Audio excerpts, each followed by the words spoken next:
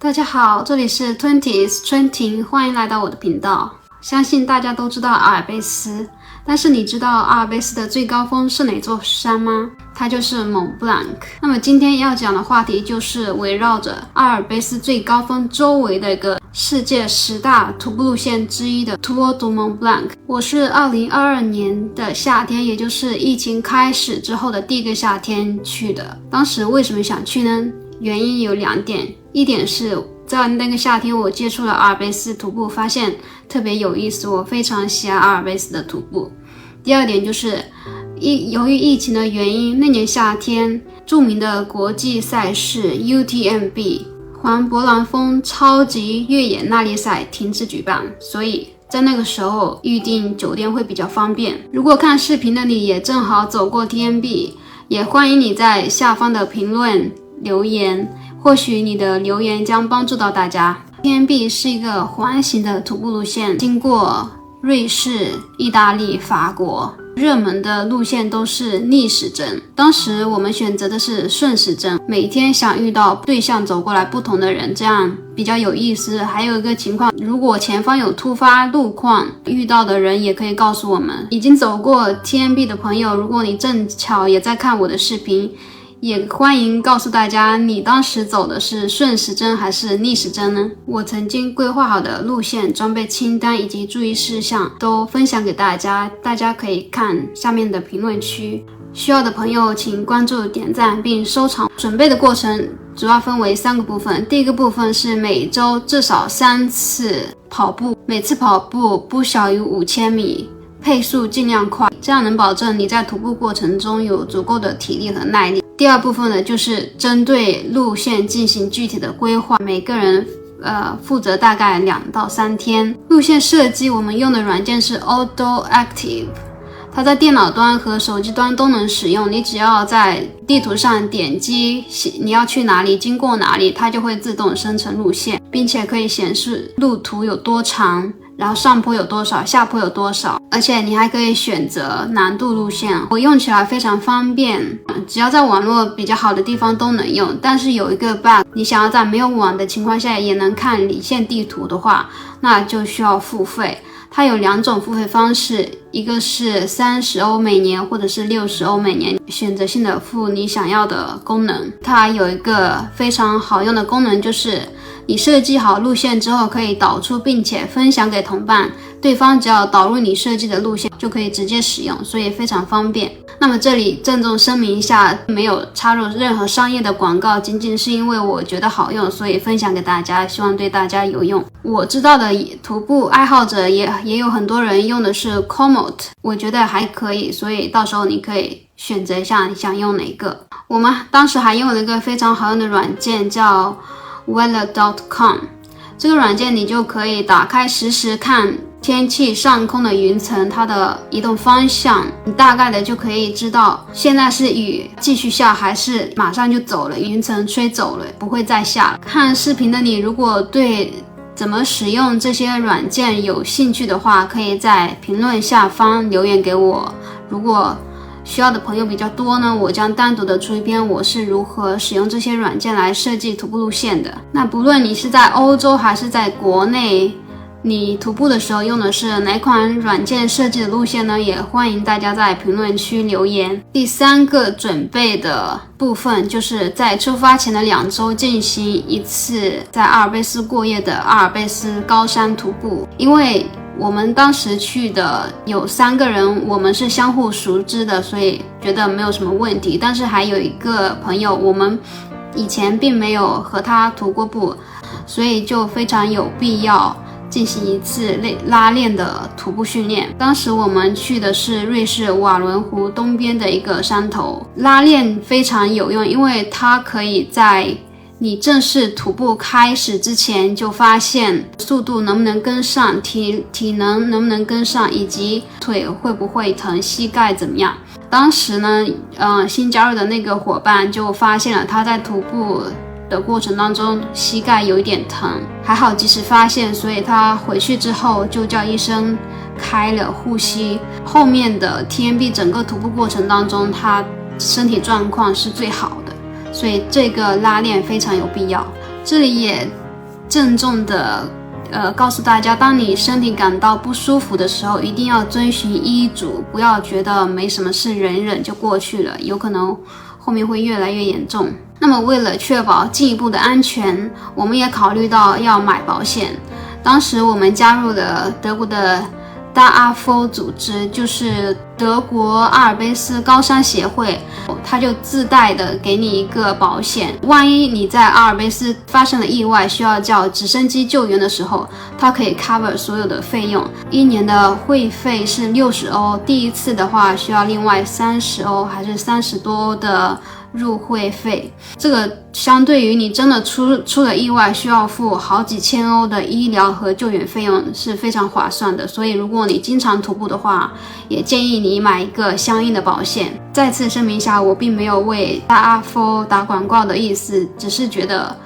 它能为你的徒步带来一份保障。以上就是我分享的准备阶段，那接下来就是徒步的整个过程。我们当时准备的是8天要徒步完的，实际上我们7天半就完成了。从德国出发，一起开车到瑞士的 Twente， 到那的时候已经是中午了。在我们简单的吃过午饭之后，在旁边的一个山头进行了第2次的小拉练徒步。那一天的天气非常差，大风大雨，我们还是觉得如果它一直下雨的话，我们就更要在这个恶劣的天气有一个小的拉练来适应天气。有一段路我觉得非常的让我记忆深刻，是因为它一边是悬崖，那时候已经是狂风大作，大暴雨。然后我们在走的时候，有一个同伴，他突然就觉得风刮来一阵要把他吹下去的感觉。如果你在徒步的过程当中也遇到这种情况的话，压低自己的重心，或者比较有重量的伙伴拉你一把。第0天的天气非常的恶劣，但也并没有吓退我们，因为我们其实也没有别的选择，你要么往前走，要么就放弃。那如果你退回来，或者是等1天天气好了再继续走，其实对于我们订住宿都没有那么方便。Day 1， 我们从 Twente 出发，经过 Chalets do Glacier、Venetra de， 然后最后到达 Relais de Preta。这些应该有一点像瑞士德语或者是法语，我的发音可能不全，大家直接参考地图。这一天呢，仍然天气非常不好，全程都下雨，每个人的鞋子都不同程度的湿了。我的鞋是新鞋，没有穿很多次，它并不是鞋底漏水，而是水直接从裤腿灌进去，裤腿卷起来，在膝盖以下绑上一层塑料袋，直接盖到鞋帮的外侧，然后再把裤管放下去。这个方法我觉得也非常好用。到了 Hütte， 也就是住宿的酒店之后，我们就尝试用纸巾、旧报纸把里面的水一点点的吸干。在第1天的时候，因为我们没有找到旧报纸，就只有厕所里有一些纸，完全不够用，而且纸也非常的容易断，所以作用不大。第1天呢，遇到了一个英国人，他问我们你们从哪里来，我们说 China， 他就很吃惊的问，中国有那么多的好看的山可以徒步，你们为什么要到这么远来？我们当时就惊讶了，也不知道怎么回，就笑一笑就走了。那这里为什么要说这个小故事呢？你可以看到最后1天 Day 2的话，我们从住宿出来，经过 Champax 湖，当时仍然在下雨，所以我们并没有去这个湖边。但如果不下雨的话，这个湖很漂亮。然后到 Iselt，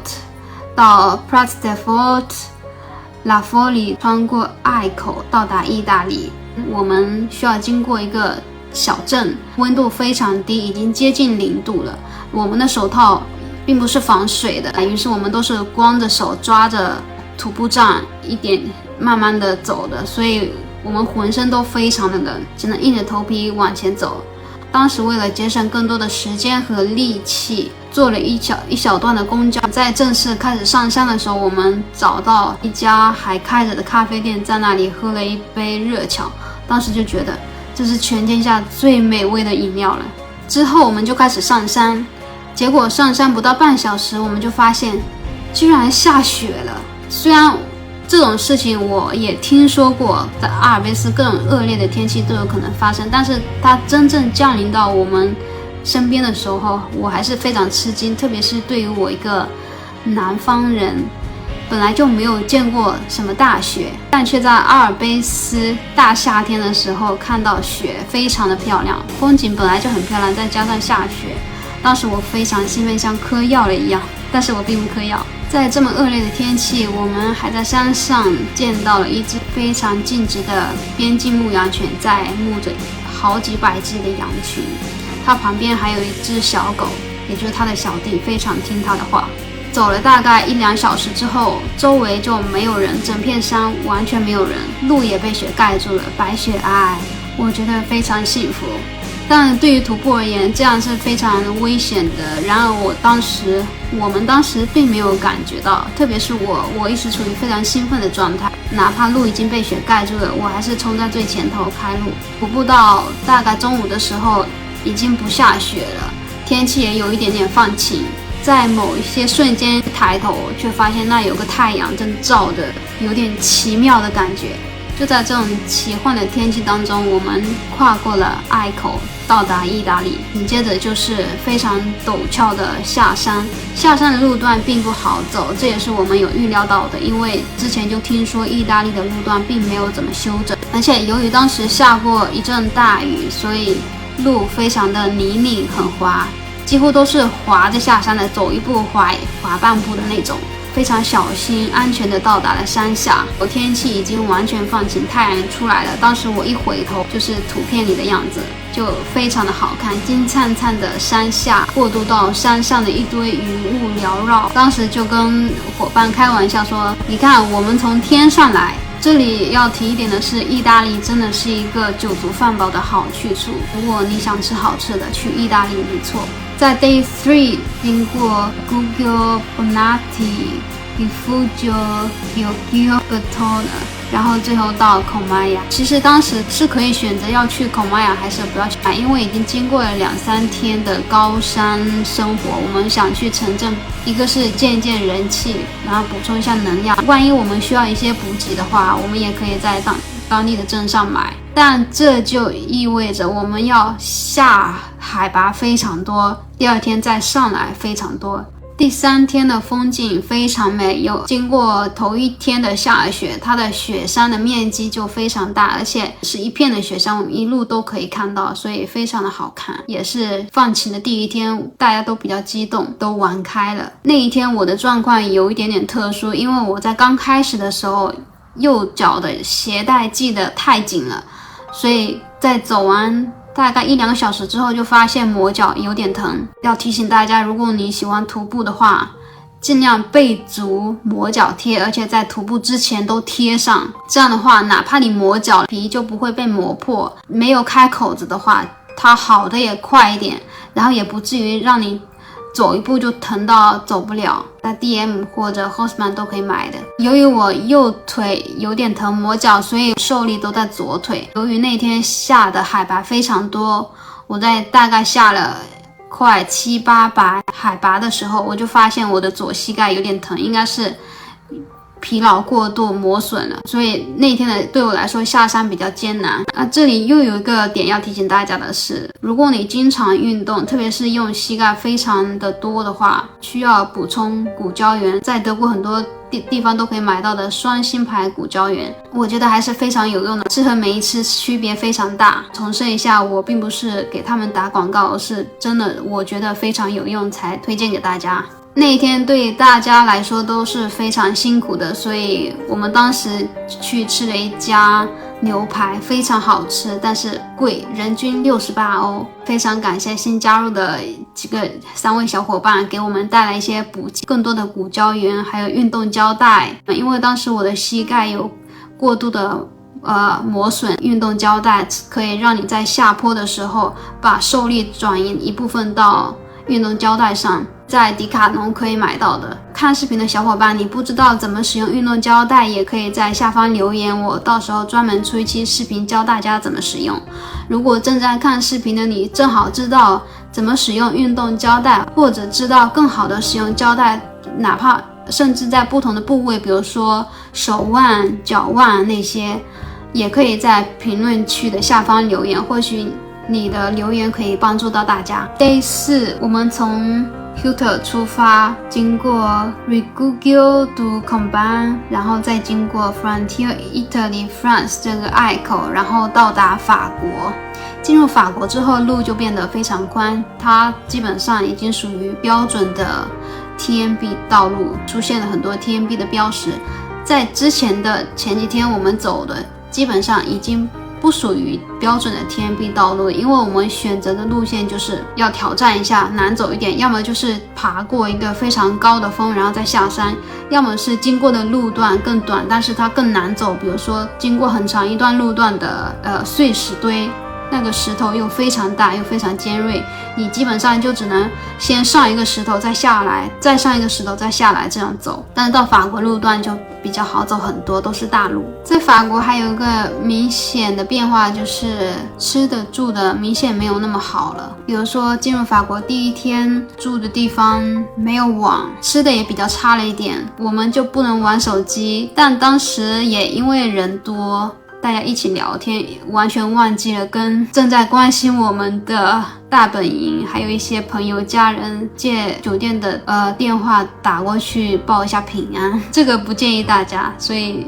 在没有网的时候该报平安还是要报平安。Day 5从 Hilton 出来，我们先经过 La Ville des Glaciers， 然后再有一段的 Variante 路线，再经过 Côte de Force， 最后到达酒店 Touques。那一天的徒步路程是所有路段最长的一天，27千米，而且有很长的一段路都是在森林里面，几乎就看不到什么风景，也比较乏味，而且在最后的几个小时内还要上坡到达 Touques， 当时走的还是有点绝望的。不过呢，在树丛里面钻出来的那一刻，一座巨大的雪山映在你的面前，非常的震撼。我们也到达了落脚点 Touques。这个 Touques 是我们一路上重点讨论的对象，因为呢，首先它不提供被子，应该是只在 Corona 期间有这种规定，就需要带一个睡袋，室内用的那种。但是其他的酒店都不需要，所以我们背了一个睡袋，加了重量和体积，就只为了那一个晚上。希望现在徒步的时候应该不是这样的。还有一点就是 Touques 没有热水，所以我们不能洗澡。当你走进床铺那个房间的时候，迎面扑来的味道，你简直不想再进入那个房间。第3点呢是 Touques 的工作人员他只说法语，一点都不会说英文。当时我们很幸运的就是有一个小伙伴他懂法语，所以他的到来也相对于帮助了我们很多。那天他跟工作人员交流，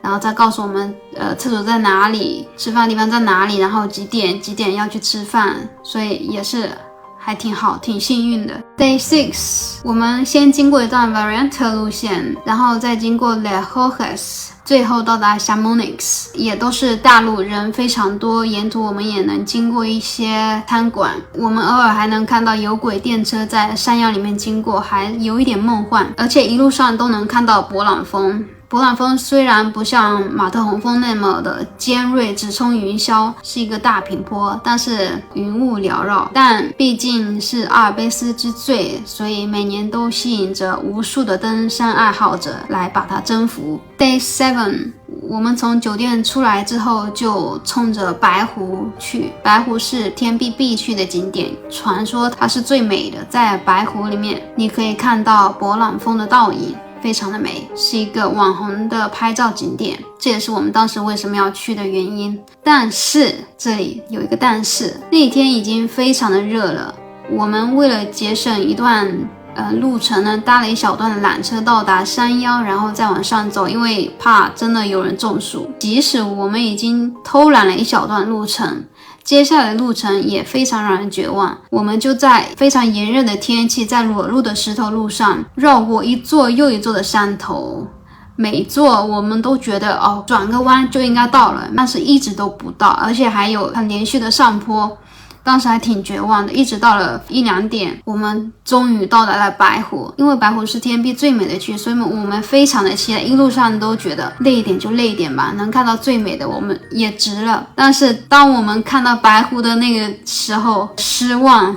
为什么？因为那天的天气非常热，白湖已经完全没有冰，水量也非常少，人也非常多。那天还有一些风，所以我们基本上看不到对面勃朗峰的倒影，只拍了一两张照片，然后就匆匆的走了，还一直吐槽早知道不上来的。而且在下坡的过程当中也非常累，因为我们要下的海拔非常多，路很陡峭，很多碎石很滑，一不留神真的容易一箭下山。有些路段太陡了，就只能爬铁梯下去。那一天应该爬过了不下于20个铁梯子。不过话说回来，想去白湖的小伙伴，其实白湖还是很美的。徒步结束之后，我再回看一下照片，它确实还是挺美的。可能是因为我们已经经过了暴风雪内看的非常好的雪景，所以不觉得那个时候白湖有多美。Day 8 The last day， 最后一天我们就是奔着能载我们回家的小黄车去的。当时我们设计的路线是爬一个山，然后再下坡回到起点。但是由于有几个小伙伴需要赶车，所以我们并没有到那个山头，而是在山腰里面绕过去。其实也没有多大的差别，因为大部分的风景我们都看过了，而且加了很多戏，比如说去了最难的路段，经历了非常恶劣的天气，有非常美丽的雪景。白湖也去了，所以我们没有什么遗憾，用最快的速度把最后一天的行程结束了。当我看到等待我们1周的小黄车的时候，我们这次的天璧环线圆满的结束了。不得不提一下的是，在最后一天我们又遇到了那个英国人，他走的是逆时针方向，我们相视一笑，他的天璧旅程也结束了。天璧徒步给我的感悟就是，走完天璧，我觉得我是另外一个自己的，觉得更加的快乐，也发现了我能做到我曾经没有的事情，也收获了非常可爱的小伙伴。感谢当年一起走天璧的小伙伴，以及帮助过我们的前辈和在大本营支持我们的朋友家人。天璧是我走过的第一个阿尔卑斯长距离徒步，还是我带头组织的，所以内心有一丢丢的自豪感。结束天璧徒步已经2年了，每年都有小伙伴问我当时徒步的经验、设计的路线，所以我这次想把我的经验分享出来，希望对大家有帮助。这边插个话，预计我的例假是在开始天璧的时候就会结束，但我在准备过程都比较兴奋的状态，所以例假一直推迟到天璧已经开始了2-3天才开始，后面的几天一直是处于身体没有很舒服的状态，但仍然坚持下来了，所以也想对自己说一声很棒。